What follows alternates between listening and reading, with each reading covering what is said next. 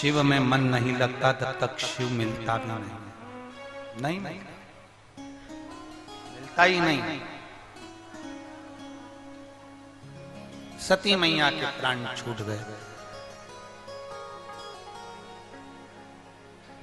पिता के घर की यज्ञ अग्नि में ही माता सती ने अपने प्राणों को त्याग दिया। हिमालय राज के घर में माता पार्वती के नाम से उनका प्रागट्य हुआ। छोटी सी माता पार्वती जी देवऋषि नारद ने आकर उनके भाग्य को बताया। भाग्य बताया देवऋषि नारद ने।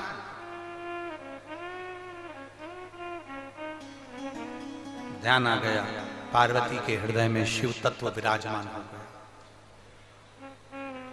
अपने छोटे छोटे बच्चों को आप अगर बताओगे कि शंकर के मंदिर जाना चाहिए तो उनके अंदर भक्ति का बीज उत्पन्न होगा।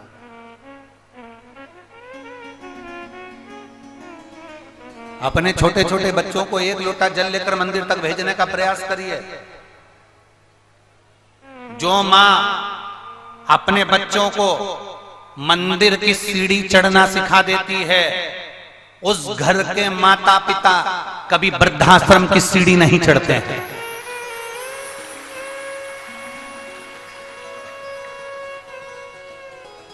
हमारा सनातन धर्म बस यही सिखाता है। सनातन धर्म किसी को मारना नहीं सिखाता।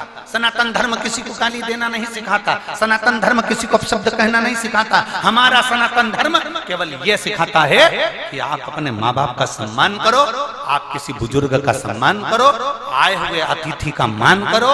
अतिथि देवो भव। आप कोई आया तुम्हारे दरवाजे पर, उसको भूखा ना जाए, वो प्यासा ना जाए, उसका सम्मान करो। ये सनातन धर्म। और लोग बात कहते हैं तुम्हारा सनातन धर्म ऐसा, तुम्हारा सनातन धर्म ऐसा। ना ना ना, सनातन धर्म गाली देना नहीं सिखाता। सनातन धर्म अपशब्द कहना नहीं सिखाता। सनातन धर्म किसी को अपशब्द का तीर फेंकना नहीं सिखाता। सनातन धर्म सबको जोड़कर भगवत भजन की ओर लगाना सिखाता। आप करो भगवान की भक्ति, अविरल भक्ति। अपने घर के बच्चों से कहो मंदिर तक जाओ, शिवालय तक जाओ, एक लोटा जल चढ़ाओ, शंकर के मंदिर जाओ, कहो।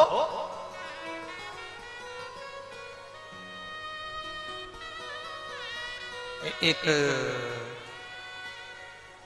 माता पिता ने अपने छोटे से बच्चे से कहा, सुन आज गुरुजी आएंगे, प्रणाम करना हो, गुरुजी को नमन करना हो। बच्चे ने कहा हो। गुरुजी आ गए, सोफे पे बैठ गए। सोफे पर बैठे तो माता पिता ने अपने माँ ने बच्चे से कहा, इधर। हाँ पापा, चल गुरुजी को प्रणाम कर। बच्चे ने गुरुजी को प्रणाम नहीं किया।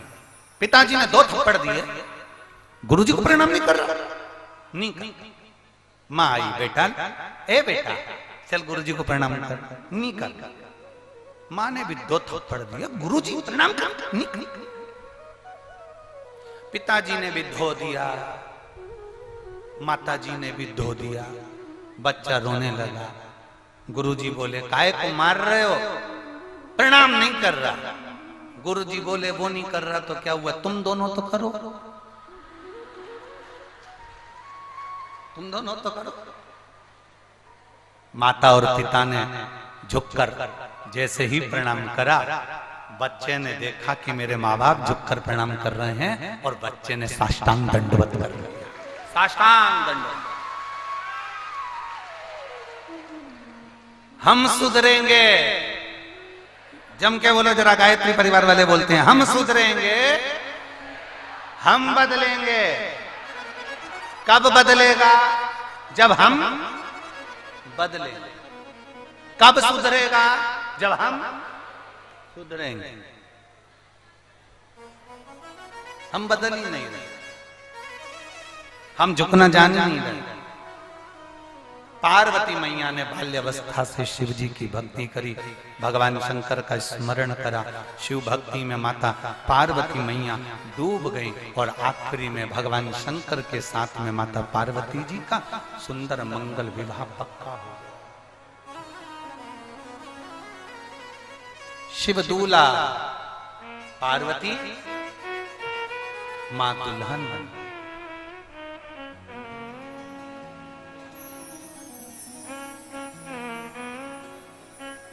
हमारे यहां पर मालवा में, मध्य प्रदेश में दूल्हे को बना कहते हैं और दुल्हन को बनी कहते हैं। आपके यहां भी बोलते हैं क्या? बना बोलते हैं और दुल्हन को जम जम के बोलो जरा, बनी। हमारे यहाँ शादी के 4-5 दिन पहले, 8 दिन पहले ढोलक पीट पीट के रात को 9 बजे गाते हैं। दूल्हे के यहाँ पर गाते हैं बना और दुल्हन के यहाँ गाते हैं बहुत बहुत अच्छी अच्छी बनिया लोग गाते हैं। बनी जी लहंगा लाना जी, बनी जी पहन के आना जी, बनी जी फिर इतराना जी।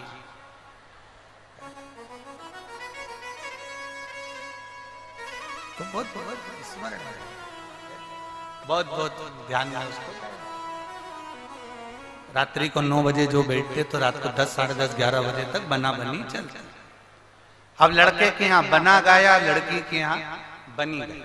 बना इसलिए गाया जाता है बना जी बना जी। बना जी का मतलब होता है बना के चलना जी, और बनी का मतलब होता है जरा जरा सी बात में झगड़ा कर कर मायके मत आना, वहीं बनी रहना। इसलिए बनी जी बनी जी बनी जी, बनी रहना। और दोनों में नहीं बनी तो काय का बना और काय की बनी। भाई दोनों में बनना भी तो चाहिए, तो दोनों में प्रीत होना चाहिए। प्रीत, पर प्रीत का तो जाने दो, बहुत विचित्र जमाना आ गया जी, बहुत विचित्र है।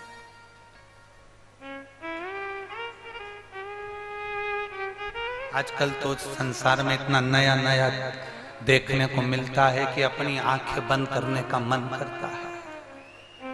एक बार हम ट्रेन से कहीं जा रहे थे, हैदराबाद वगैरह, तो हमारी इधर की सीट थी और इधर सामने की एक पति पत्नी की सीट थी, और पत्नी कांच की ओर मुंह करके सो रही थी और पति उसके चरणों में बैठ के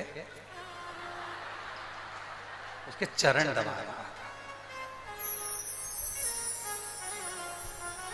अब उनको तो रत्ती भर शर्म ना आई, और हम अपने आप में डूब के मरने की सोच। अब वो पास में वो आशीष बैठा था, तो आशीष ने कहा गुरुजी तुम इतना इतना क्या हो गया तुमको, तुम बार बार अपना माथा को हाथ लगा रहे, हुआ क्या?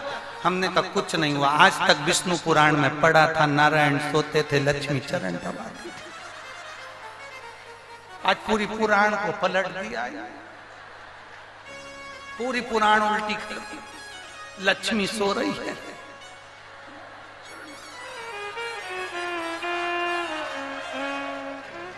आवाज बहुत तेज आ रही है, भेरू तुम्हारी भी हो।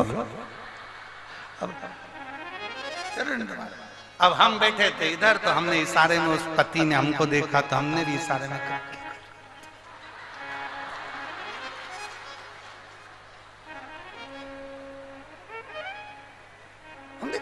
माओ दबा दो।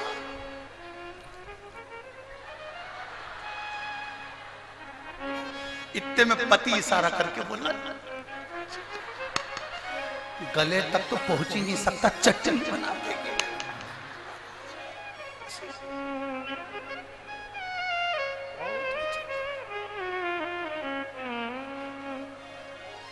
अरे भाई, हम माता पार्वती जी की सेवा क्यों करते हैं? हम नवरात्रे में दुर्गा जी का अनुष्ठान क्यों करते हैं? हम नवरात्रे में दुर्गा जी की पूजन क्यों करते हैं?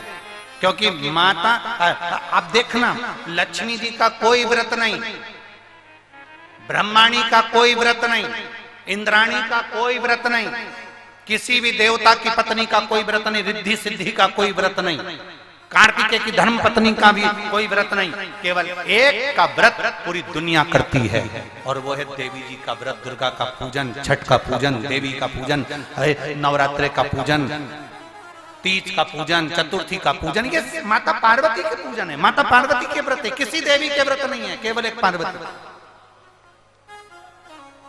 क्योंकि लक्ष्मी जी ने भगवान विष्णु को श्राप दिया था कि तुम मेरे पर हंसे हो तुम्हें घोड़े का मुंह लगेगा, तो भगवान नारायण का हयग्रीव अवतार हुआ था। ब्रह्माणी ने ब्रह्मा को श्राप दिया था, ब्रह्मा जी तुमने मेरी अनुपस्थिति में गायत्री को बिठाया है, मैं तुम्हें श्राप देती हूँ पूरे पृथ्वी पर तुम्हारे कई मंदिर नहीं होंगे, केवल एक पुष्कर जी में होगा। पर माता पार्वती जी ने शंकर भगवान को कभी ऊंचे स्वर में बात नहीं करी, इसलिए हमारे सनातन धर्म में आज भी पार्वती का पूजन होता है, पार्वती जी की आराधना होती है।